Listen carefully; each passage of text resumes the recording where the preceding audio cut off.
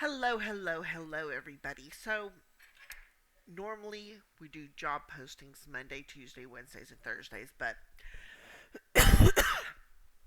I want to talk about something that keeps coming up in the Facebook groups and the comments and stuff like that.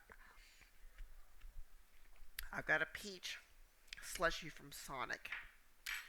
Very delicious. I love their pretzels. So, anyways, a lot of people, they get their resumes revised and redone and this and that because you want the keywords and stuff like that on there. There is a thing as being too overqualified. So if you are looking at an entry level position, you do not need to include your bachelor's or master's degrees on that resume. There are people who have a bachelor's, and she told us she went to an interview with a healthcare company and they did not hire her and told her in the interview she was overqualified. They did not think she would stay because she had a bachelor's and was working on a master's. Only include the education that is required for the job. So, for example, I only include my high school diploma. I do have some further education since then. I don't have a bachelor's, but I did several years of college. Um, Also, do not include the last 10, 15 years of work. We are in 2023. Most of the entry level positions are only looking for 1 to 2 years of customer service experience. Only includes from 2020 on, last 3 years. You know, if you were a stay at home parent, include those transferable skills. And I've done a video on how to use transferable skills on a resume. So, for example, scheduling appointments, budgeting for groceries, bill pay, stuff like that. That can all be transferable as far as time management and financial skills. And there's plenty of resume um, tips and tricks on Google. There's plenty of resumes that you could just fill in the blank and go from there. So if you are, for example, looking for an entry level customer service job, just include customer service words and phrases. If you are looking for healthcare claims, include your healthcare experience, whether it's customer service claims, prior authorizations, provider enrollment, whatever. You do need to keep several resumes there. A generic resume, customer service resume, a financial, if you're looking to go to a bank, a financial resume, things that definitely hit the bullet points for the company you are searching. Hang on just a moment. Okay, so sorry, I had a little phone call going on right there. So, talking a little bit about the resumes again. And I just got out of the shower, y'all, so I'm just kind of here.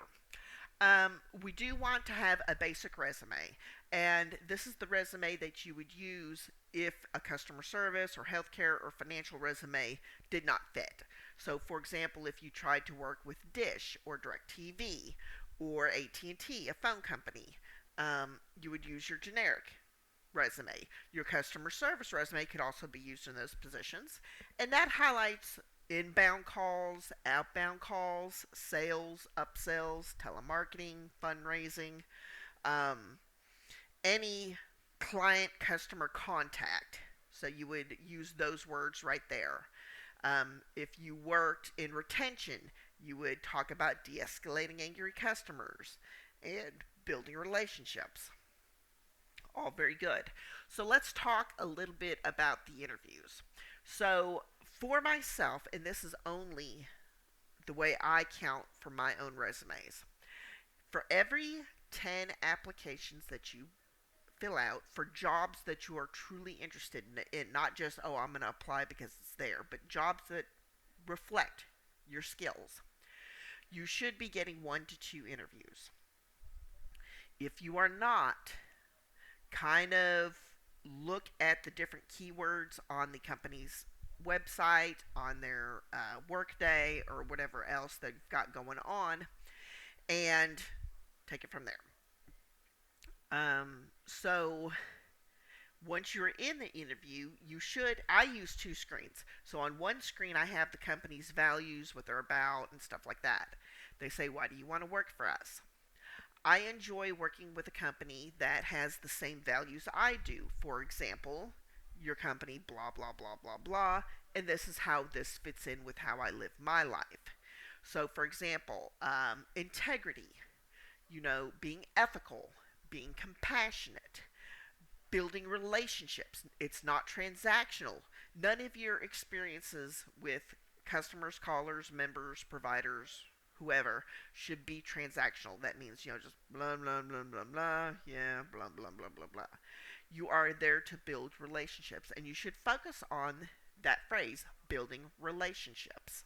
That's one way to really catch the ear of the recruiter and be honest about it. Think about the ways that you were treated well and were not treated well as a customer yourself. For example, you go to the bank to do some deposits or withdrawals. The teller's rude. She doesn't say hi. She doesn't seem interested. Well, you don't have to be the most highest paid person walking in the bank, but you should be somebody that they give a friendly hello to.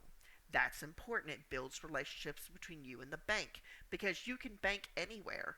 Why would you bank there? You would bank there because they're understanding, they provide services, they're convenient, and they're friendly. And these are all different types of keywords, and you can use that as an example in your interview. Tell an example that here's one question that I come along. Talk about a time that you were in a disagreement with a coworker or a supervisor.